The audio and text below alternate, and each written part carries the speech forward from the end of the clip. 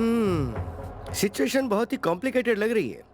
वो लड़की अब तक कोमा में है, इसलिए उस शंभू प्रसाद ने अब तक फुल स्टॉप नहीं लगाया। कोमा डालकर चुपचाप बैठा है वो। जैसे वो लड़की कोमा से बाहर आएगी ना, वो मजिस्ट्रेट के सामने उस लड़की का बयान करवा कर तुम्हारी लाइफ की कुंडली को बिगाड़ कर रख देगा।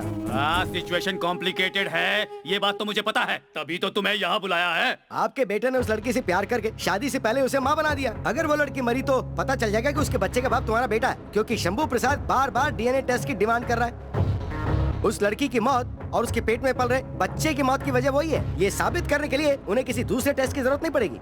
अब अगर उस लड़की को कुछ भी होता है तो शंभू प्रसाद आपके पीछे नहा धो के पड़ जाएगा। जानता हूँ, तभी तो तुम्हें बुलाया हूँ। मेरी जिंदगी अब तुम्हारे हाथ में है, आगे क्या करना है ये बताओ।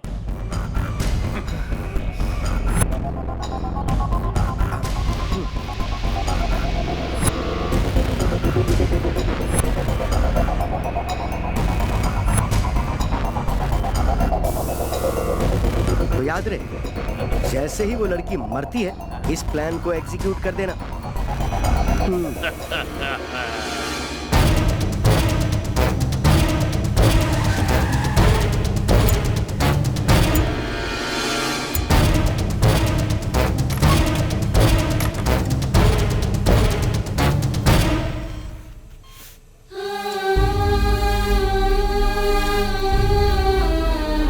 पॉइजन पूरी तरह फैल गया है।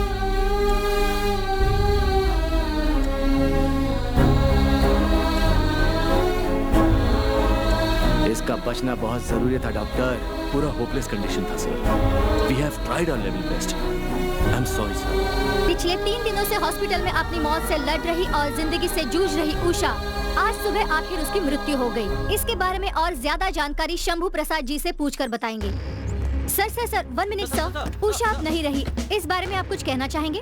ये सच में बहुत दुख की बात है। सर, पहले आपने आरोप लगाया था कि उस लड़की के हादसे की वजह हमारे शहर के नेता बाल रेड्डी हैं। अभी वो लड़की अपना बयान देने से पहले ही मर गई। अब इस बारे में आप क्या करेंगे? मुझे क्या करना है पता है मुझे। उन दुष्टों को जेल में डालूंगा और अपना फर्ज निभाने से पीछे नहीं हटूंगा। आपको यकीन है कि ऐसा होगा? हाँ जरूर होगा। उसके गुजर जाने से कहानी खत्म नहीं होती। उस लड़की का डीएनए टेस्ट करवाऊंगा, उससे ये बात तय हो जाएगी उस लड़की के पेट में पल रहे बच्चे का बाप कौन है। उसे सजा दिलाऊंगा, और उसे ही नहीं जो भी इसमें शामिल है उन सबको मैं सजा दिलाऊंगा। बिल्कुल, हमने गलती की है, हमें सजा मिलनी चाहिए। ऐसा कहना सिर्फ उस शंभू प्रसाद का है। उसकी इन सब बातों से हमें कोई फर्क नहीं पड़ता। कानून को अपना काम करने दीजिए। ऐसी बात भी मैं नहीं कहूँगा। मैं कानून की इज्जत करता हूँ, मुझे कानून पर भरोसा है, क्योंकि मैं इंसान ही ऐसा हूँ।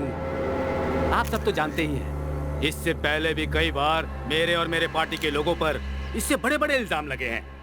तो मैं कभी डरा हूँ क्या? सिर्फ डीएनए टेस्ट के लिए ही नहीं, मेरे बेटे को जहां बोलोगे वहां भेजूंगा मैं।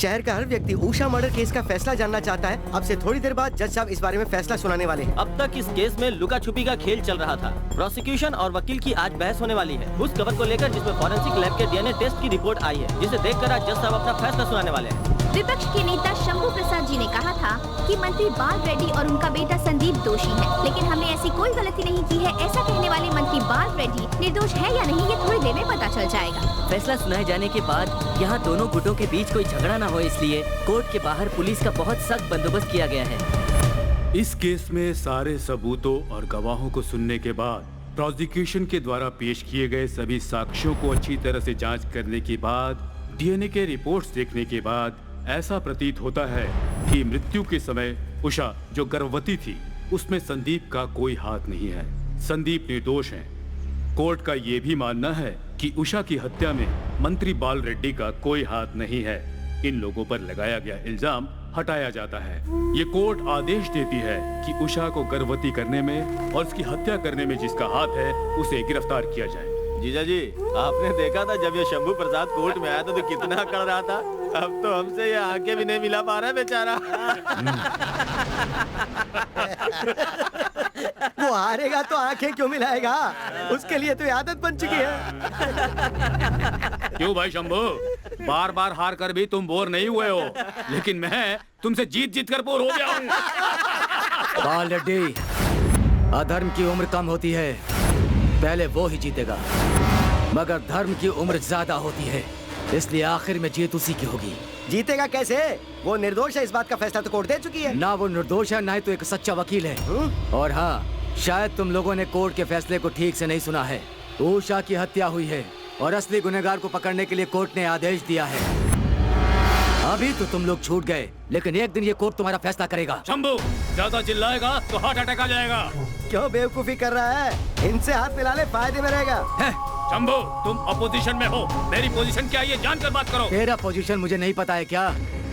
असल में तू पॉलिटिशियन नहीं है बालटी, एक मैजिशियन है। मैजिशियन सामान को गायब कर देते हैं और तुम सबूत को गायब करते हो। वो लोग पेट के लिए काम करते हैं, तुम जनता के पेट पर लात मारते हो। मैं तुम्हें नहीं जानता क्या? जीने के लिए खाओ, मगर लोगों को मार कर नहीं। शंभू, मेरे जीजा जी को कुछ मत कहना वरना।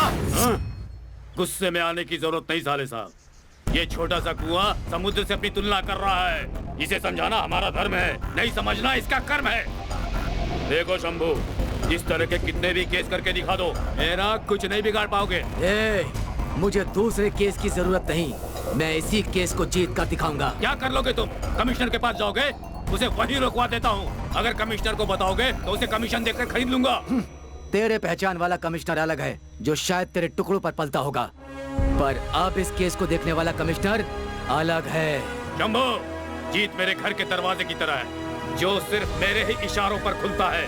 बाल रेड्डी, तू एक बात भूल रहा है। न्याय मेरे रग रग में है, जो मेरे नाम से भी जुड़ा है, ये याद रखना। आई एम वार्निंग यू, तुम उस ऑफिसर के बारे में नहीं जानते हो। वो न्याय के लिए लड़ने वाला डायनामाइट है।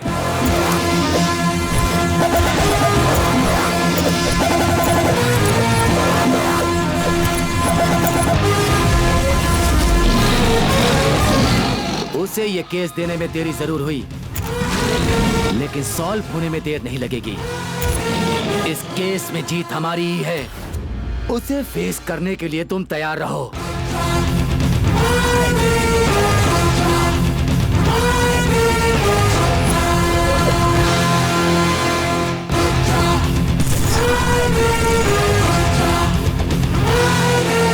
DCP Rudra reporting sir. You're welcome, Mr. Rudra. Please be seated. Thank you, sir. Congratulations. You're appointed in crucial and most complicated case of Usha. All the best. Thank you, sir.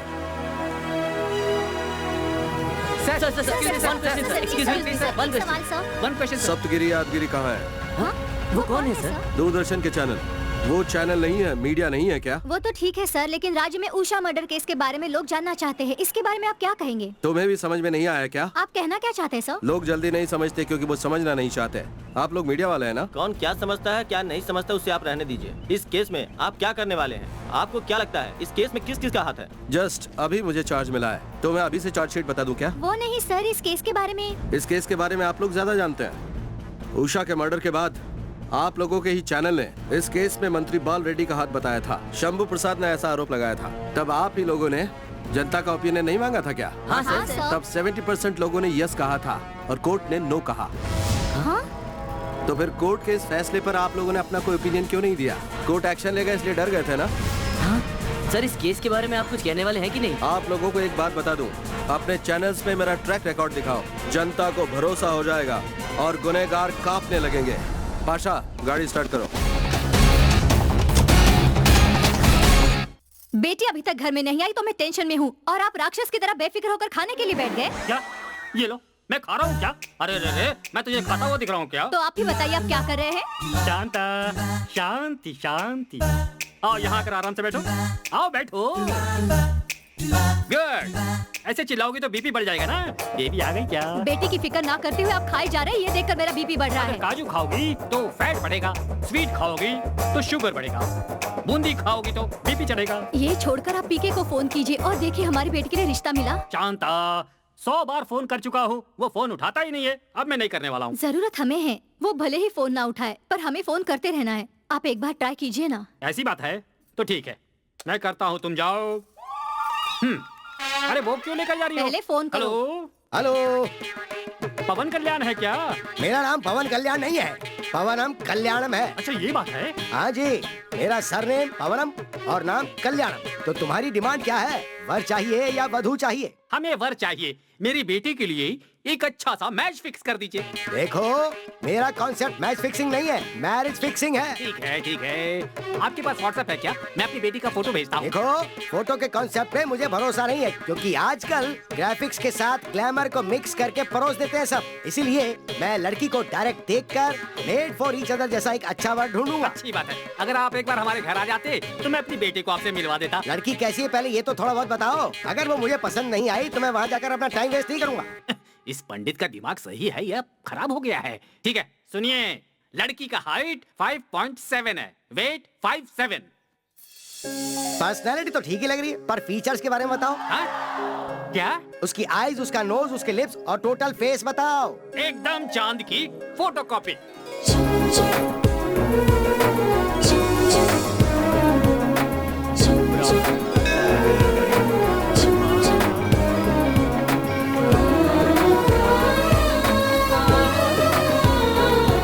जय श्रीनिवासाय मंगलम। आज के modern जमाने में भी तुम मंदिर में साड़ी पहन कर आई हो, ये देखकर मन प्रसन्नित हो गया। हेलो, तारीफ करोगे तो मैं पैसा थाली में डालूंगी ऐसा सोच रहे हो? पैसा दान पेटी नहीं डालूंगी। वो सब छोड़िए, मेरी इच्छा भगवान को बताते हैं ना? हाँ बताता हूँ ना, यही तो मेरा काम है। तो भगवान ने क्या कहा ये तो आपने मुझे एक बार भी नहीं बताया। वही, मेरा नाम गौरी है, डॉटर ऑफ मिलिट्री। सब कुछ सही होना चाहिए।